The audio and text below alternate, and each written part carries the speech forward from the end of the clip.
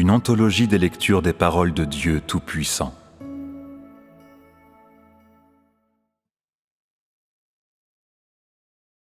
Dieu lui-même, l'unique 5. La sainteté de Dieu 2.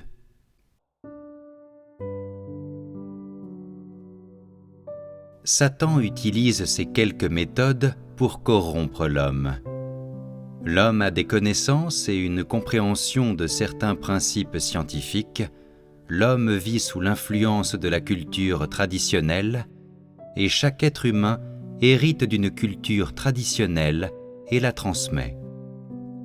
L'homme finit toujours par perpétuer la culture traditionnelle que Satan lui donne et l'homme se conforme aussi aux tendances sociales que Satan fournit à l'humanité. L'homme est inséparable de Satan, se conformant à tout ce que Satan fait en tout temps, acceptant sa méchanceté, sa ruse, sa malveillance et son arrogance. Une fois que l'homme en est arrivé à posséder ces tempéraments de Satan, a-t-il été heureux ou triste de vivre au sein de cette humanité corrompue? Triste. Pourquoi dis-tu cela? Parce que l'homme est ligoté et contrôlé par ces choses corrompues. Il vit dans le péché et est engagé dans un combat difficile. Certains portent des lunettes et ont l'air très intellectuels. Ils parlent peut-être de manière tout à fait respectable, avec éloquence et raison, et parce qu'ils ont traversé beaucoup de choses, ils sont peut-être très expérimentés et sophistiqués. Ils pourraient être en mesure de parler en détail de questions grandes et petites. Ils pourraient aussi être en mesure d'évaluer l'authenticité et la raison des choses. Certains pourraient regarder le comportement et l'apparence de ces gens-là, ainsi que leur caractère, leur humanité, leur conduite, etc., et ne trouver rien à redire. De telles personnes sont particulièrement à même de s'adapter aux tendances sociales actuelles. Même si ces gens-là sont plus âgés, ils ne sont jamais en retard sur les tendances actuelles et ne sont jamais trop vieux pour apprendre. Personne ne peut trouver à redire sur eux en surface, mais tout au fond de leur essence intérieure, ils sont totalement et complètement corrompus par Satan. Bien qu'aucune faute extérieure ne soit décelable chez ces gens-là, bien qu'en surface ils soient doux, raffinés et possèdent des connaissances et une certaine morale et qu'ils aient de l'intégrité, et bien qu'en matière de connaissances ils ne soient en rien inférieurs aux jeunes, en ce qui concerne leur nature et essence, ces gens-là sont des modèles complets et vivants de Satan. Ils sont l'image de Satan tout craché. C'est le fruit de la corruption de l'homme par Satan. Ce que j'ai dit est peut-être blessant pour vous, mais c'est tout à fait vrai. La connaissance que l'homme étudie, la science qu'il comprend et les moyens qu'il choisit et par lesquels il cadre avec les tendances sociales sont sans exception des outils de la corruption de l'homme par Satan. C'est absolument vrai. Par conséquent, l'homme vit avec un tempérament qui est complètement corrompu par Satan, et l'homme n'a aucun moyen de savoir ce qu'est la sainteté de Dieu ou ce qu'est l'essence de Dieu. En effet, en surface, on ne peut pas trouver à redire sur les façons dont Satan corrompt l'homme. On ne peut pas dire à partir du comportement de quelqu'un que quelque chose ne va pas. Tous les hommes font leur travail normalement et mènent une vie normale. Ils lisent des livres et des journaux normalement. Ils étudient et ils parlent normalement. Certains ont appris un peu d'éthique et sont beaux parleurs. Ils sont compréhensifs et amicaux, aidants et charitables, et ils évitent d'être pointilleux ou de tirer profit des autres.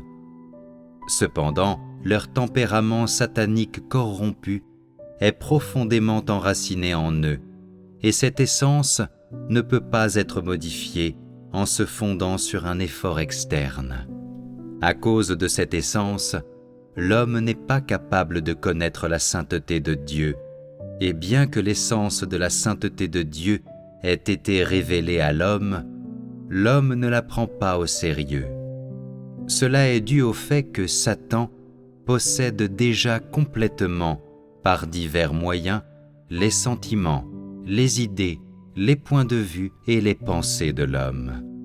Cette possession et cette corruption ne sont pas temporaires ou occasionnelles, mais présentes partout et en tout temps. Par conséquent, beaucoup de personnes qui ont cru en Dieu pendant 3 ou 4 ans, voire 5 ou 6 ans, considèrent encore ces pensées, ces points de vue, cette logique et ces philosophies mauvaises que Satan a instillées en eux comme des trésors et sont incapables de s'en défaire. Parce que l'homme a accepté des choses mauvaises, arrogantes et malicieuses, qui proviennent de la nature de Satan, inévitablement, dans les relations interpersonnelles de l'homme, il y a souvent des conflits, des disputes et de l'incompatibilité qui sont le résultat de la nature arrogante de Satan. Si Satan avait donné des choses positives à l'humanité, par exemple, si le confucianisme et le taoïsme de la culture traditionnelle que l'homme a accepté étaient de bonnes choses, des personnes semblables devraient être en mesure de s'entendre entre elles après avoir accepté ces choses. Alors, pourquoi y a-t-il un si grand fossé entre les personnes qui ont accepté les mêmes choses? Pourquoi? Parce que ces choses viennent de Satan et que Satan crée la division entre les hommes. Les choses qui proviennent de Satan, peu importe qu'elles apparaissent dignes ou grandes en surface, apportent à l'homme et font ressortir de la vie de l'homme seulement l'arrogance et rien de plus que la ruse de la nature mauvaise de Satan. N'en est-il pas ainsi? Une personne capable de se déguiser et de posséder une richesse de connaissances ou une bonne éducation aurait encore du mal à dissimuler son tempérament satanique corrompu. Autrement dit, peu importe comment elle s'habille, si tu pensais à elle comme à un saint, si tu pensais qu'elle était parfaite, ou si tu pensais qu'elle était un ange, peu importe le degré de pureté que tu pensais qu'elle avait, quelle est sa vie réelle dans les coulisses? Quelle essence verrais-tu dans la révélation de son tempérament? Sans aucun doute, tu verrais la nature mauvaise de Satan. Est-il admissible de dire cela? Oui. Par exemple, supposons que tu connaisses quelqu'un qui soit proche de vous, que tu pensais être une bonne personne, peut-être quelqu'un que tu as idolâtré. Avec ta stature actuelle, que penses-tu de cette personne? Premièrement, tu évalues si, oui ou non, ce genre de personne a de l'humanité, si elle est honnête, si elle a un amour vrai pour les gens, si oui ou non, ses paroles et ses actions profitent aux autres et les aident. Ce n'est pas le cas. Quelles sont les soi-disant amabilités, amour ou bonté que ces gens-là manifestent? Tout est faux, tout est une façade. Derrière cette façade, il y a un mauvais but caché. Faire en sorte que cette personne soit adorée et idolâtrée. Voyez-vous cela clairement? Oui. Qu'est-ce que les méthodes que Satan utilise pour corrompre les gens apportent à l'humanité? Apporte-t-elle quelque chose de positif? D'abord, l'homme peut-il différencier le bien du mal? Dirais-tu que, dans ce monde, que ce soit un grand personnage célèbre, un magazine ou une autre publication, les normes qu'ils utilisent pour juger si quelque chose est bien ou mal, bon ou mauvais, sont ajustées. Leurs évaluations des événements et des personnes sont-elles justes? Y a-t-il de la vérité en elle? Est-ce que ce monde ou cette humanité évalue les choses positives et négatives en se basant sur la norme de la vérité? Non. Pourquoi les hommes n'ont-ils pas cette capacité? Les hommes ont étudié tellement de connaissances et savent tellement de choses sur la science qu'ils possèdent de grandes aptitudes, n'est-ce pas?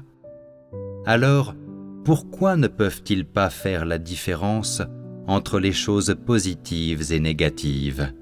Pourquoi? Parce que les gens ne possèdent pas la vérité. La science et la connaissance ne sont pas la vérité.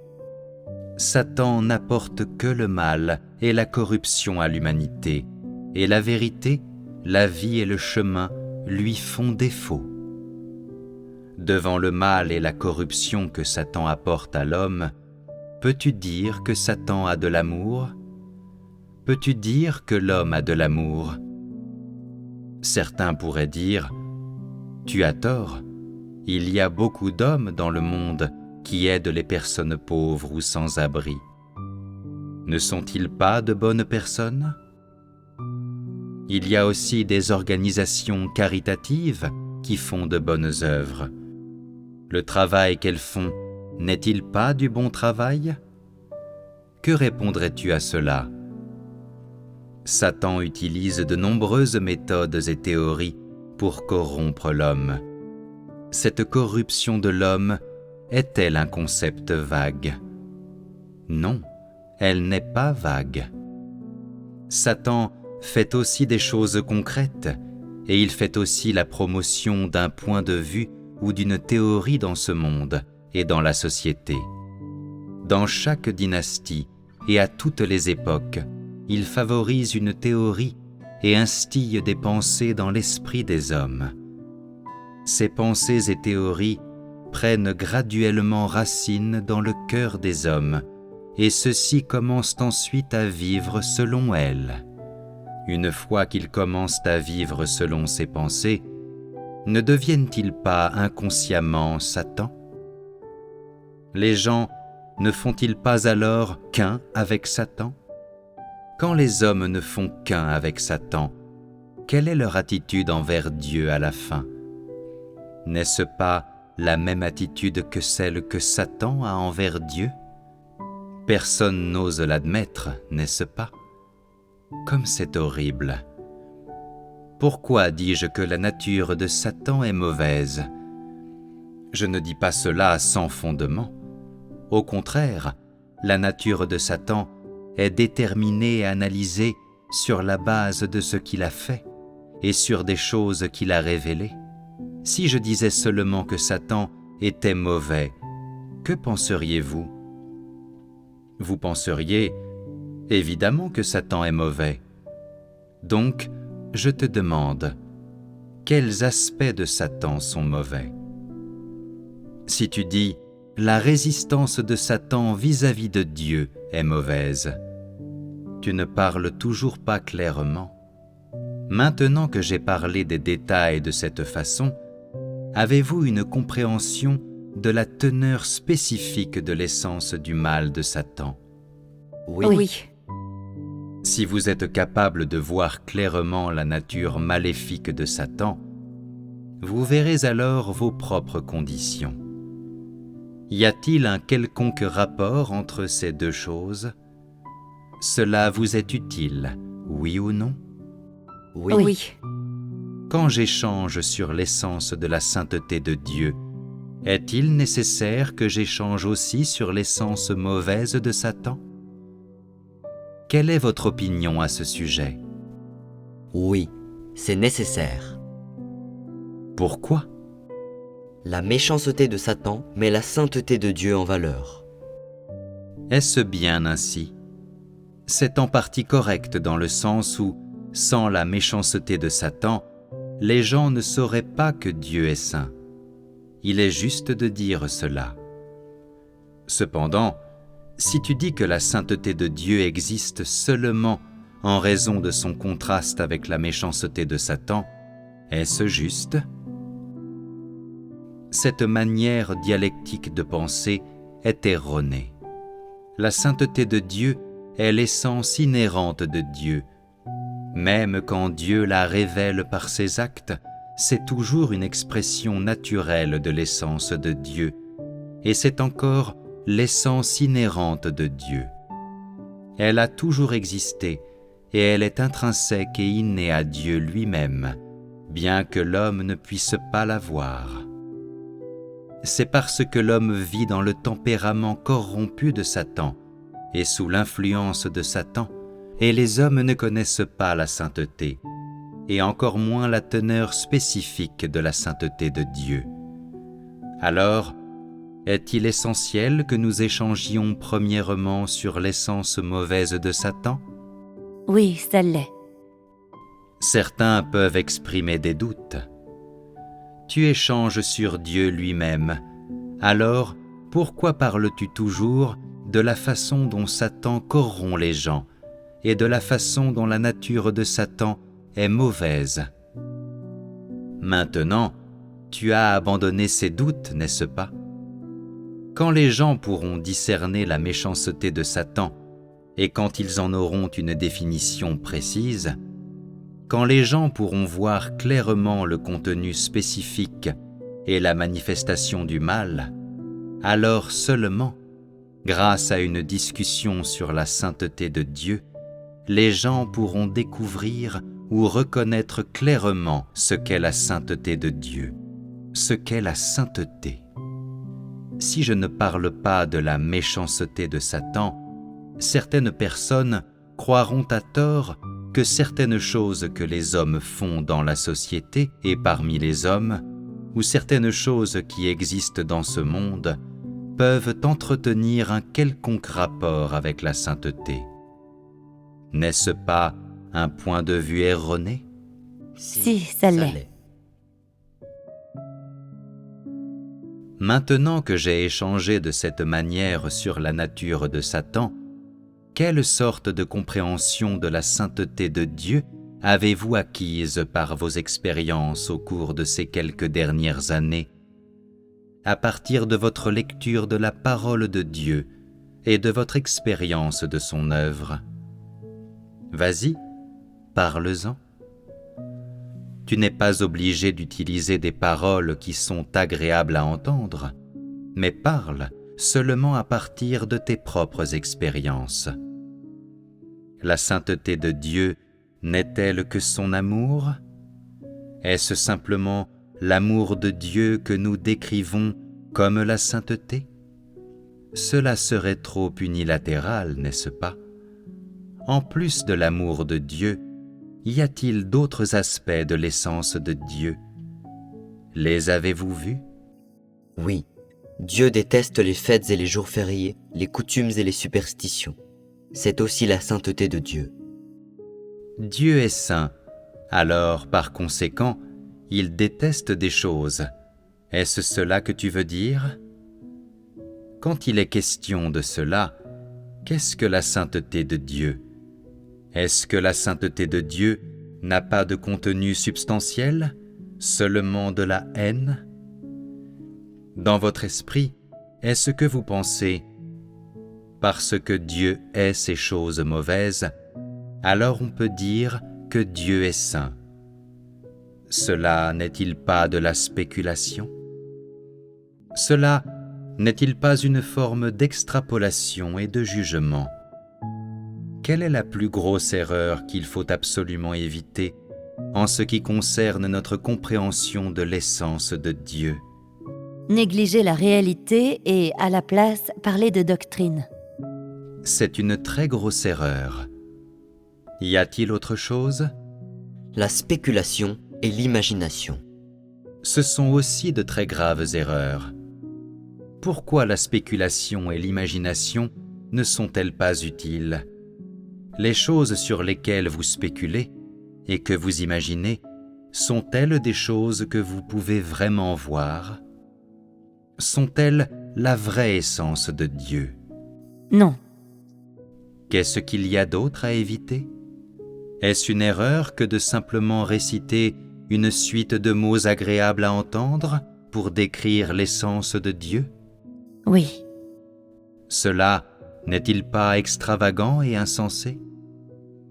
La spéculation et le jugement sont insensés, tout comme simplement l'acte de choisir des mots agréables à entendre.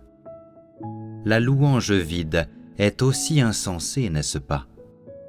Est-ce que Dieu aime écouter les gens prononcer ce genre de non-sens? Non, il n'aime pas cela. Il se sent mal à l'aise en entendant cela. Quand Dieu guide et sauve un groupe de gens, après que ce groupe de gens a entendu ces paroles, il ne comprend néanmoins jamais ce qu'elles signifient. Quelqu'un pourrait demander « Dieu est-il bon ?» et les autres répondraient « Oui ». Bon comment? Très très bon. Dieu aime-t-il l'homme? Oui. Comment? Pouvez-vous être plus précis? Vraiment beaucoup. L'amour de Dieu est plus profond que la mer, plus haut que le ciel. Ces paroles ne sont-elles pas absurdes? Et cette absurdité n'est-elle pas similaire à ce que vous venez de dire? Dieu est le tempérament corrompu de Satan, et donc Dieu est saint? Si. Ce que vous venez de dire n'est-il pas un non-sens? Et d'où viennent la majorité des choses insensées qui sont dites? De Satan. Les choses insensées qui sont dites proviennent principalement de l'irresponsabilité et de l'irrévérence des gens à l'égard de Dieu. Pourrions-nous dire cela? Tu n'avais pas encore de compréhension, et pourtant tu as quand même parlé de manière insensée. Cela n'est-il pas irresponsable? N'est-ce pas un manque de respect à l'égard de Dieu? Tu as acquis une certaine connaissance, compris un certain raisonnement et une certaine logique. Tu as utilisé ces choses-là, et en outre, tu as utilisé cela comme un moyen de comprendre Dieu. Penses-tu que Dieu se sente vexé quand il t'entend parler de cette façon? Comment pouvez-vous essayer de connaître Dieu en utilisant ces méthodes? Quand tu parles de cette façon, cela n'a-t-il pas l'air gênant? Donc, en ce qui concerne la connaissance de Dieu, il faut être très prudent. Ne parle que dans la mesure de ce que tu connais de Dieu. Parle honnêtement et concrètement, et n'embellis pas tes paroles par des compliments ennuyeux, et n'utilise pas la flatterie. Dieu n'en a pas besoin. Ce genre de choses vient de Satan. Le tempérament de Satan est arrogant. Satan aime être flatté et entendre de belles paroles. Satan sera content et heureux si les hommes récitent toutes les paroles agréables à entendre qu'ils ont apprises et les utilisent pour Satan. Mais Dieu n'a pas besoin de cela. Dieu n'a pas besoin d'adulation ou de flatterie, et il ne demande pas que les hommes parlent de manière insensée et le louent aveuglément. Dieu abhorre et n'écoute même pas la louange et la flatterie, qui ne sont pas conformes à la réalité. Donc, quand certaines personnes louent Dieu en n'étant pas sincères, et font aveuglément des vœux et le prient, Dieu n'écoute pas du tout. Tu dois assumer la responsabilité de ce que tu dis. Si tu ne sais pas quelque chose, avoue-le.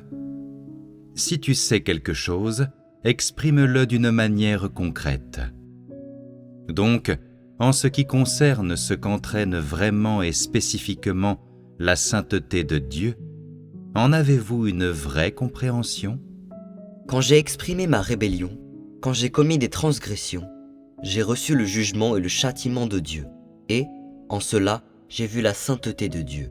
Et quand j'ai connu des environnements qui n'étaient pas conformes à mes attentes, j'ai prié au sujet de ces choses et j'ai cherché les intentions de Dieu.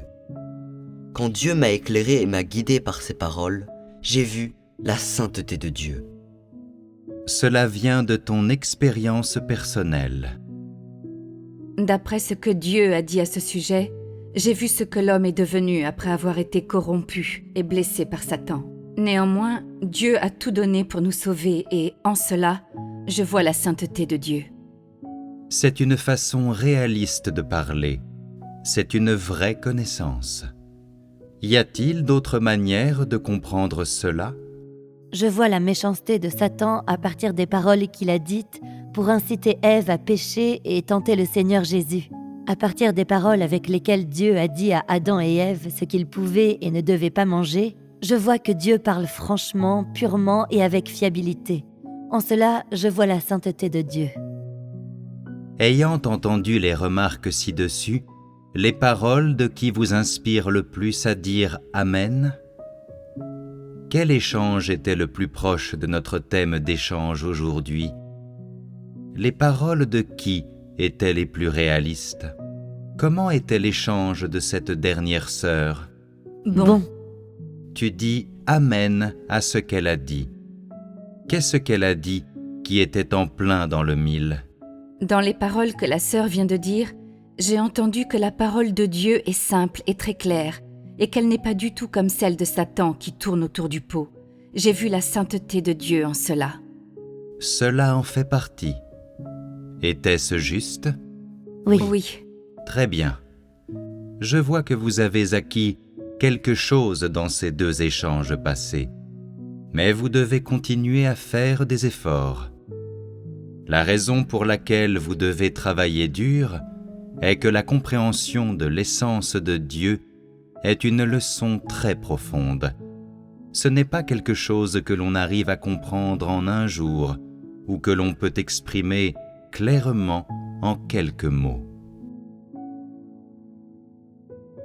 Chaque aspect du tempérament satanique corrompu des hommes, la connaissance, la philosophie, les pensées, les points de vue et certains aspects personnels des individus les entravent grandement dans leur connaissance de l'essence de Dieu.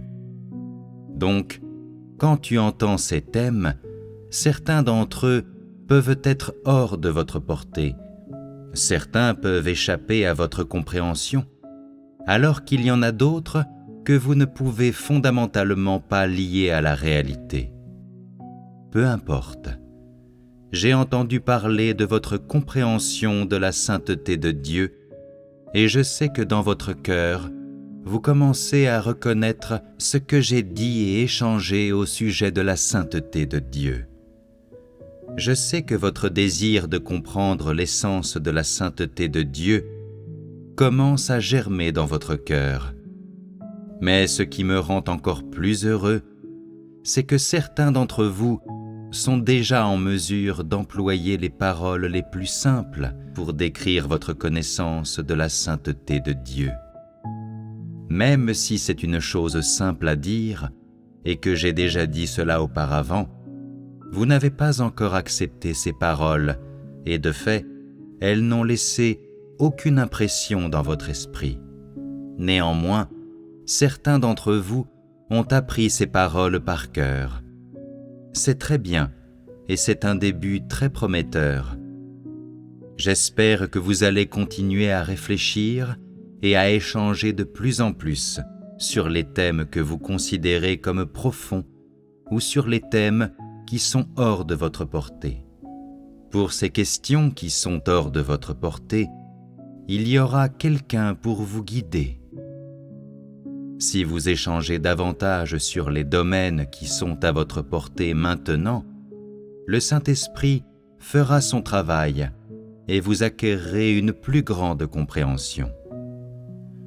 Comprendre l'essence de Dieu et connaître l'essence de Dieu est de la plus haute importance pour l'entrée des gens dans la vie.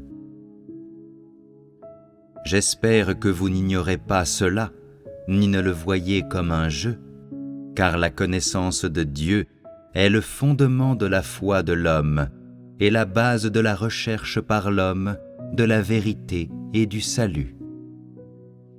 Si des gens croient en Dieu sans pour autant le connaître, s'ils vivent seulement selon des paroles et des doctrines, il ne leur sera jamais possible d'obtenir le salut, même s'ils agissent et vivent en conformité avec la signification superficielle de la vérité.